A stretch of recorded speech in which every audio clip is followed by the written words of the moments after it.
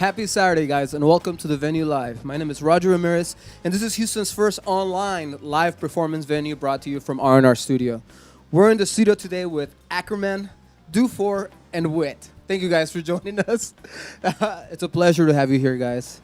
It's an honor. Thank All of you. y'all are amazing. Sound check to me was just like, can't believe that's happening in there. You know, it's just cool, man. It's just raw, real talent, you know? All right, guys, so introduce your names for us and what you do in the band, please. My name's Daniel Dufour, and I play the drums. I'm Glenn Ackerman. I play bass. And I'm Witt, and I play saxophones. Hell yeah. I'm like, I was telling my fiance, I was like, man, Woody Witt's going to be here because me growing up, learning the sax and playing the sax, you were always just such a big name. Whenever I was like auditioning to U of H or even preparing to audition at U of H, so it's an honor to have you here, man. Thank you. So Glenn, how long have y'all been together with this project? Tell us a little bit about how you met these guys. I know it's probably you've known them for a long time, but Let's see, we recorded this album. When did we record this exactly? In two nights at Cezanne. It was in April 2000. I think it was April 2017. Yeah, we recorded it. Yeah. We recorded with Brad Sales. He tracked it and produced and engineered it and mastered it. And it took a little while to get it out. We released it physical copies and sold some of them. And we're doing digital releases this month. How long have I known Woody? I've known Woody for a long time, for 20 years. Dude, a long time. I met him the night before the first gig. So there we go. Of course. Yeah. Of course. Yeah. And what's the name of the album? It's the name of the album is called Live at Cezanne. Live at Cezanne. Okay, Yeah, so yeah. you actually tracked it Yeah, at live and Cezanne. multi-tracked it. And Yes. Oh, yes. that's cool, man. Yeah. And where can we find this album at?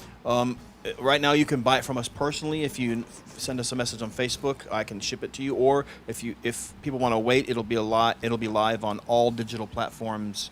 Hopefully, in the next couple weeks. I'm gonna have to get a copy of that, man. For sure. Awesome. So, what are some of y'all's influences as far as like musically? I want to know, and I'm sure people want to know out there. I have more influences than I can name here. But like for something like this, I really loved like the Blue Note era stuff of Wayne Shorter's music. You know, I spent a lot of time transcribing some of his playing on those albums, as well as his, retinue of bassists. And Woody approached me about doing a trio, but doing a trio with no chord. As double bassists go, I like to think I'm more assertive and I cover more ground than the typical bassist. Yeah, you do. I don't mean like technically. I mean like just like I play. I'm oftentimes not content to just sit in the first position, and so I think like Woody as well plays very vertically, and so I think with him and Woody's approaching me about let's do a chordless trio, I think it was a great idea because we all play very vertically and we're able to. I feel like you don't miss the chording instrument not being there. Well, certainly during soundcheck, I didn't. It sounded just so full. It really did sound so full. And from you being here the first time, I was watching you were playing a lot, and man, you're definitely all over the place in a Thank you, good sir. way. Thank you, in sir. the most like awesome way. And I Yeah. was like, man, that guy is just so dope, you know. So I want to hear what Woody's influences. Sure. Well, it's a tough one to answer because for me that it's really, really broad. But I'll just say that for me, playing in a chordless trio, my first influences are like Sonny Rollins, the classic recordings that he did live at the Village Vanguard with Wilbur Ware on bass and Elvin Jones on drums. It's really important recordings.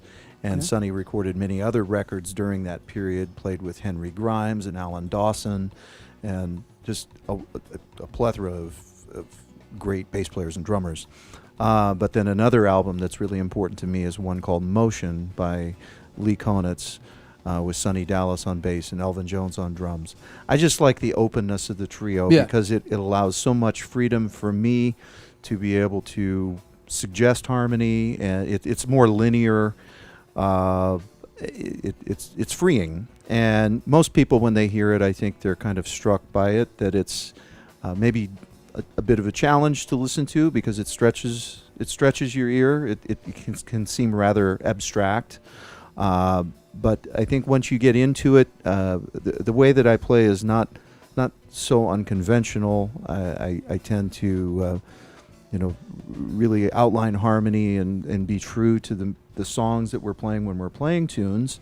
But then another part of what we do when you listen to the live recording, and you'll hear it today, is that we do a few free interludes where we just are improvising in the moment, playing very spontaneously. So today's performance will be a balance between free playing and playing over forms.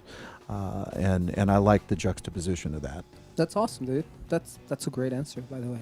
You gave me a lot of information about, y'all do play very linear, and it's very cool. And the improvisation is just phenomenal. I just have to say that. So what's up with you, man, Daniel? I don't know, man. What you were talking about outside was just so funny earlier. Oh yeah, making bird sounds, percussion ensemble. Yeah, all that stuff. Well, definitely in this context, bands that I've been inspired by and want to have been similar and also kind of the exact opposite. So like Woody was saying, the Sonny Rollins cordless trio recordings. I mean, one of my favorites outside of the Live at the Village Vanguard is also Way Out West, with Shelly Manne on drums. It's perfect tunes and arranging of the tunes and things. And then I'm also a big fan of, in terms of the cordless realm, Ornette Coleman, which normally that was a quartet, trumpet, saxophone, bass, and drums.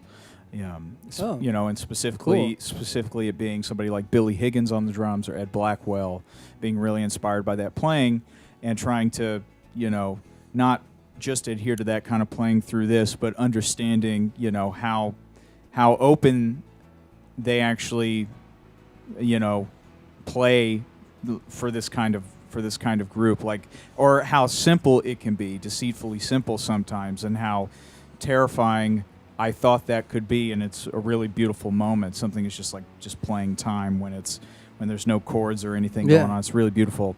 But then on the other side of that too, I've been listening to a lot of vocalists recently, and doing some digging, listening to Nancy Wilson is one of my favorite vocalists of all time, and Sarah Vaughan, and people like this.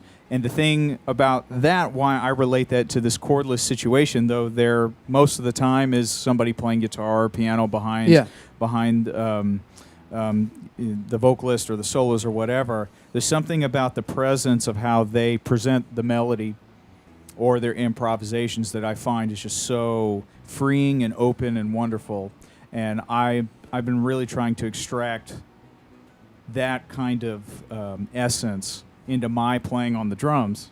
Like, how can I relate, like how a vocalist sings something to how I play something on the drums? Like trying to relate it that way, and especially in a context like this, I feel like I have a lot of opportunities to do that, not to force it into the group, but to be able to bring that, again, that openness and that kind of the beautiful singing quality the best that I can.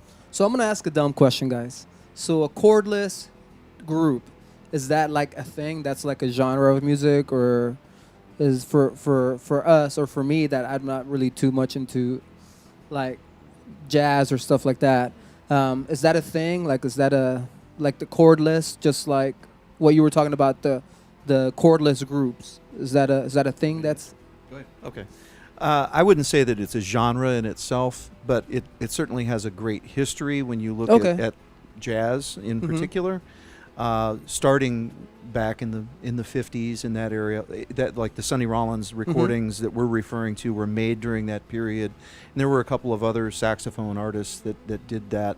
Also Jerry Mulligan and Art Farmer, which was a much more cool lyrical kind of approach to doing it, kind of toned down a little bit. I don't know. It provides a certain openness to the sound. And I haven't studied, exactly where it started, what the first recording was, but it's not really a category in itself. I don't think. It definitely doesn't show up when you're on whatever streaming site you're using for genre. It will not say cordless. Cool, but it's a thing. I mean, but it's a thing. It's part of the lineage of this music. Yeah, for sure. Awesome. Well, you are the first ones to expose me to that style of music, man. It's pretty cool. So let's. By the way, did you write all those references they said in music down for me? So I can look it all up. So the music that you're going to be playing today, tell us a little bit about it. I use both, man. Sandwich Yeah. of love here. No, I'm kidding. I'm kidding. So the first song will probably be an original composition of mine that's on our CD. It's the first track of our CD. And then we'll play a couple free tunes, freely improvised music. Oh, we're just awesome. going to compose on the spot. And then we'll probably play one standard, our own rendition of that. And the last song, I think we'll have time, is a tune by Wayne Shorter that works really well in this setting.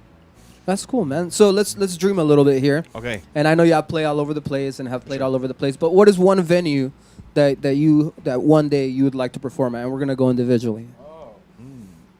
What? Making you think, man. I mean, it would always be wonderful to play at Carnegie Hall. Oh, I mean, yes. it goes without saying, for me anyways. Yeah, I mean, yeah. that's what popped into my head immediately, would be to play there would be really amazing. Cool. Glenn? I think the Blue Note Tokyo would be super cool. Okay. Yeah. Haven't heard of that place yet, but Blue Note. The one in Tokyo was a recording there with Chick Corea, oh, who it was Love John Chick Corea. Patitucci and Vinny Cayuta on drums. It was on a video, but for people who like fusion jazz, it's not a fusion jazz recording by any means, but people reference it a lot because it's engineered to have that kind of electric band energy, but they're playing acoustic instruments. Plus, Pretty awesome. Tokyo is pretty cool. cool. I've never been there, so I'm assuming it's pretty dope. I'd like to play at the Village Vanguard someday. Cool. So man. many of my favorite recordings have been Oh, done man. there because I think that live recordings are some of the best ways to really experience what jazz is about. And so many classic recordings done at the Vanguard. It's a historically very important club in New York. I think that's awesome, man. And in doing this, I'm also getting an education myself. We do the 7 days a week, like I mentioned, and a bunch of bands come with like different genres and references that I don't know, man. I don't know much of. I'm so into like the Dave Matthews scene that I'm just like I'm kind of forgetting about that just by speaking with artists every day, and I thank the artists and y'all for kind of enlightening me, into new things, man. All right, so I'm gonna give a couple of shout outs, but before I do, I just saw a question that I meant to ask you. So where can people see y'all play around town if they wanted to go and like check this group out? We have a couple of performances happening. I believe it's in April. It's April 2nd and 3rd locally. We're doing. Help refresh my memory. I know we're playing. One One's is in Austin. Yeah. Oh, We cool. got 3 performances. Yeah. So we got one in Austin, one at the Glade in the Woodlands, which is a performance space, and then one at Cezanne. So I guess we'll put updates on our Facebook page, and people could go there to get specifics about the dates and such. And I guess for the Austin one, if anybody's around there or wants to make the drive, I mean, my wife and I made the drive this morning here from Austin. You live in Austin? Yeah. Oh, We cool. live just outside of there, and a great piano player friend of mine who's played with us before, Colin Shook, runs a pop-up jazz club in Austin called Monks, and it's like this nice pop-up thing where it's a ticketed event, listening venue kind of thing. And so, we're going to go over there and do that. Do the one over here and then do a bunch of Houston dates here. It'll be really fun, yeah. Well, cool, man. Maybe I'll check out one of these dates that I don't have a band, which is rare, but I do make time, and especially for y'all, man. I'll make some time for y'all. Not that y'all need my support, but I kind of want to see y'all in that. I mean, I've only met Glenn last time he was here, and I want to go see you play live, man. You should, bro. I know you get a little wild, probably, a little rowdy. A little bit. Just a little bit. Guys, if you're watching on social media, go find these guys. All these guys are awesome. Glenn Ackerman, Woody Witt, and Daniel Dufour. I got that right. I'm known to mess up last names. And so go look at them. Go look at their page. Subscribe. Follow them. Send them a message. I know Glenn is really good at getting back with people. Yep. That's right. And I want to give a couple of shout-outs. Kevin Hamlin, he has a not a cancer festival, a Tune Out Cancer Festival that's coming up February 21st through 23rd at the Wildcatter Saloon. All the proceeds go to Texas Children for cancer research for the little kids. So go support that, guys, if you're watching. I want to send a shout out to Iván Oropesa and Rock Animal for all the support, making this a reality. They joined me when this was just an idea to open an online performance venue. And so every Wednesday we have a Spanish rock concert here. And I want to, just tell all those bands that come from all over the state and from out of state, thank you for all the support. Severo Brown and Zona Libre, KPFT, those guys always send us different artists to showcase all the time. Hank Lamb at 90.1, guys, thank you for partnering with us and sending us artists to showcase. Westone Audio, thank you for the sponsorship. They sent us 11 pairs when we started this. And so Glenn now has his own pair. And thank you, Westone, for all the support, even when we didn't have anything. And they didn't want to sponsor us at first because we didn't have anything. But, I sent a better email the second time. Yeah. And so finally they were like, all right, we'll give you a chance. And so thank you guys for all that.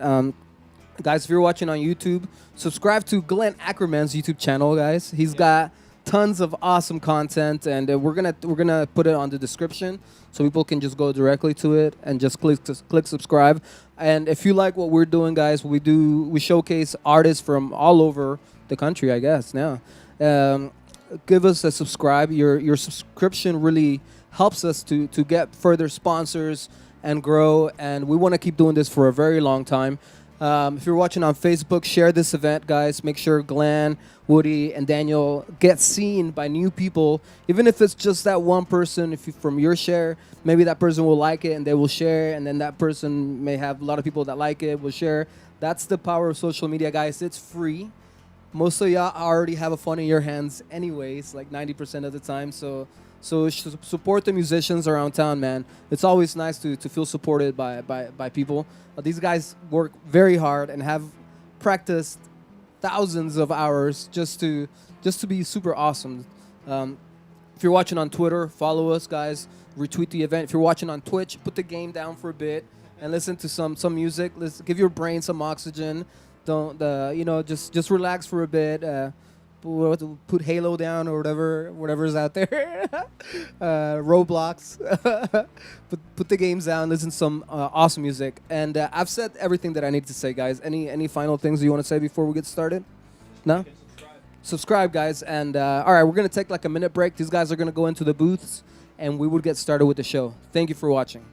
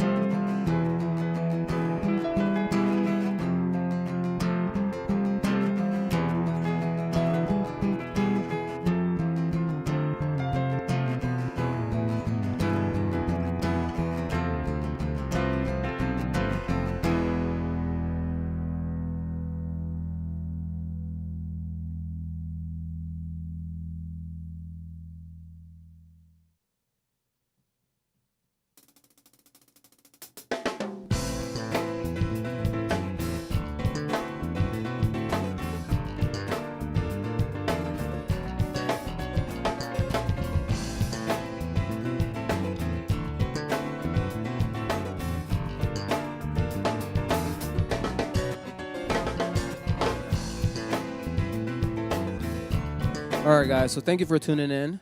Thank you for tuning in once more to the Venue Live. This is Roger Ramirez, and we're here in the studio with Ackerman, Dufour, and Witt. And thank you, Midas, for making this board right here that we're using every night, every day. We're using this board. Thank you for making it. Maybe one day you'll send one for free. I paid for this one, but it would be just super nice to get a free one. All right, guys. I want to make sure that all of y'all can hear each other and your monitors are good. Daniel, do you mind just hitting the drum a little bit just so that I can make sure that you're on? Cool, cool, cool, cool. Awesome. Awesome, guys. Well, again, thank you for being here. It's a pleasure to have you here in the studio. Dude, thank you for having us. And Glenn, the show is yours, man. Sweet. Thank you for being here, man, again. Man, and it's a thank you. pleasure. Awesome, guys. Thank you. All right, it's all you, baby. It's all you.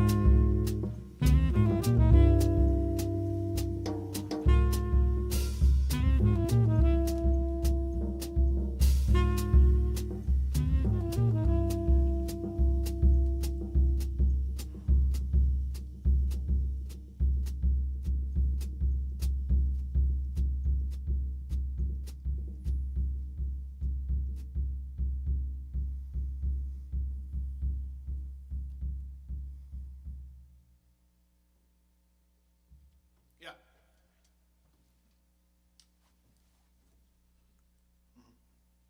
Yep. All right. You got it. No problem. Thank you, sir. Awesome, guys. Awesome. Captivating.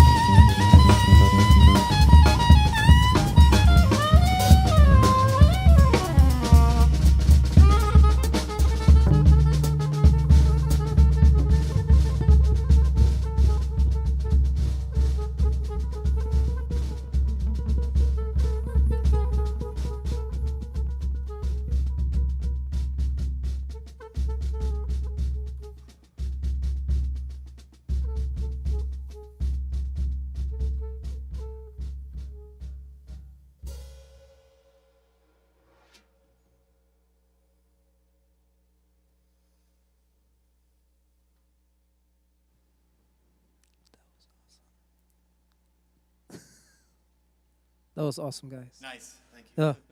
I was like, is this part of it? No, that was great, man. Awesome, man. Just like how we rehearsed. You really sure are taking us for a ride, man. Oh, that's great, man. Sounds fantastic. That's the idea. What was the name of that tune, by the way? That's called Interlude 5. Interlude 5. Yeah. Awesome. You should see the music for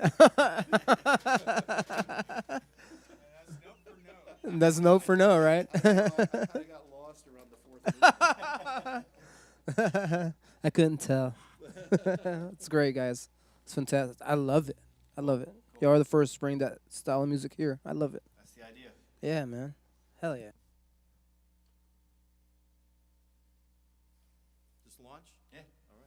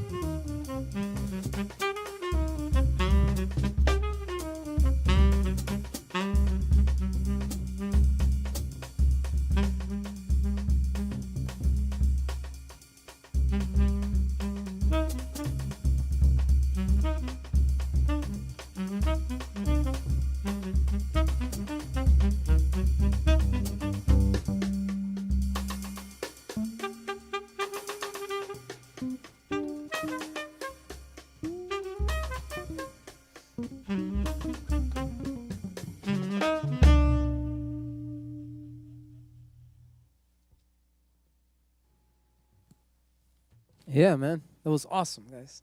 That sounds so good. Whew. Y'all making me sweat in here. Yeah, man. You know what I've noticed, man? Whenever you're soloing, and I know it's important, man, but your breathing is just like you're soloing as you breathe, Yeah. and that's cool, man. You're taking deep breath when you're gonna do like a phrase, Yeah. and that's is that important? I mean, can you tell us a little bit about that? Yeah. Well, I mean, obviously you have to breathe. Woody's looking at me because he's the one who told it to me like 21 years ago. Oh, no way. I'll tell you a funny story. I'll interrupt the show and tell you a funny story, okay? All right? So I was on tour with a rock band, like an alternative rock band, for a number of years. And I'm very technical at bass. I can play electric bass, I can play very fast, okay? So when you're playing in rock music, it's not that hard to walk in and shred a few notes on bass, and everyone go, "Whoa, you're really awesome," right? So about 99 or so, I had always played jazz and mostly fusion jazz on and off, but at about 99, I got kind of tired of playing rock music. I made the switch to playing jazz, and one of the first things I did was sign up for Woody Witt's ensemble at HCC, and so I showed up with my 6-string bass, which you've seen, and was really good at like changing modes and being able to play over changes and making the modes kind of fit, and so I was just applying my shredder rock bass chops, right? Okay, so this is funny. I tell this to my students, right? So this is a long time ago, right? So we're playing a swing tune, medium swing tune, and it's like All of Me or something, and I get my electric bass, and I'm like, I'm just shredding like crazy, playing like I'm not even playing subdivisions anymore. I'm just playing fast legato stuff. And so Woody, I guess he's getting irritated because he's a teacher in the class and he's hearing me. So he picks up his tenor and he like blows it right in my face. The same shit. Like I was like, what? I didn't know what to do. I was like, what do you? Like, he was almost like kind of like playing back to me what I was playing, And he stops the band. The band comes to a grinding halt. And he goes, "What are you doing, dude? What are you doing? No one plays like that, dude. Take a breath or something. If I were to play like that, I'd need a compressor." And so I remember at the moment, like it was really cool because. Playing rock music, everyone tells you how awesome you are, and it doesn't matter how humble you are. If everyone tells you how awesome you are, it's going to go to your head, right? Of course. But it takes humility to like learn to be a student. Do you understand what I'm trying to say? So it was the moment I was like, I remember my only response was, that was my only response, right? But and I think I was even mad. I think I was even mad about it. I think it was even I'm gonna go home. I'm gonna show that motherfucker, right? So I go home and I started afraid. I started to like play and like out of anger because he was playing at me real loud and stuff. But actually, once I started playing, and I would record myself. I was like, wow, it actually sounds cool, man, to take a breath, right? Yeah. So I got into the habit of breathing and kind of trying to sing my idea. Yes. And so my idea is a breath of like a horn player would do or something, or a singer would do. You know, the first instrument arguably is either us walking our footsteps or our voice, right? Yes. So I'm trying to keep it like connected to that thread of playing not necessarily singable lines, but lines that can fit within a breath. Yeah, man, that's great. So there's my funny story. No, I don't know if Woody's ever heard that, but there you go. It's funny, man. It's great. I love hearing you tell it. I remember like in the middle of my solo. I was like, what? That was my response. Thank you, Woody, for teaching him. Cool, man. Sorry to interrupt you. No, I just okay. had to point that out. That was cool. Let's keep it playful. It's all right. You going to talk about what we did, or are we just launching? Let's just launch, man. Keep going. I'll talk after this interlude. Okay. Here, this is interlude 6.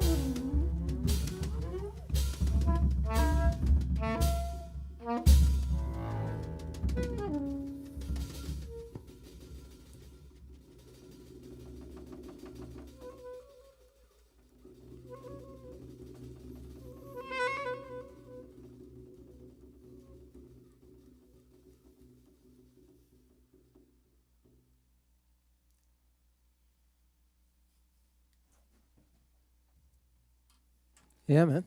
Cool Nice. stuff, man. Yay, thank you, thank you. I'd like to thank Roger for having us here at our studios. Also like to thank anyone who's tuning in and watching for listening to this stuff. The first song we played was a song off our new album. It's called Conjurations. And the new album can be found. You can either Facebook or instant message any one of us, and we'll be happy to ship you one. Also, it'll be available very soon on all digital platforms. If you were to like and subscribe our Facebook page, I'll put some YouTube videos on there, as well as links to buy the CD. On saxophones, soprano and tenor sax, is Woody Witt. Woo. Nice. Yeah. My name is Glenn Ackerman. I'm playing bass. And on drums is Daniel Dufour. We are Ackerman, Dufour, Witt. We're going to play the first song we played was Conjuration. Second one is like a free thing. We freely compose music, and so we just name it Interlude. And Cool. That's why we call it. On the album is 1, 2, 3, 4. So I spontaneously came up with this is Interlude 5. And then the next one we played was a standard called Softly as in a Morning Sunrise. And then we played another interlude, which I guess we'll call Interlude 6. And the last tune we're going to play is a Wayne Shorter composition called Juju. I'll get Daniel to set it up. Awesome, man.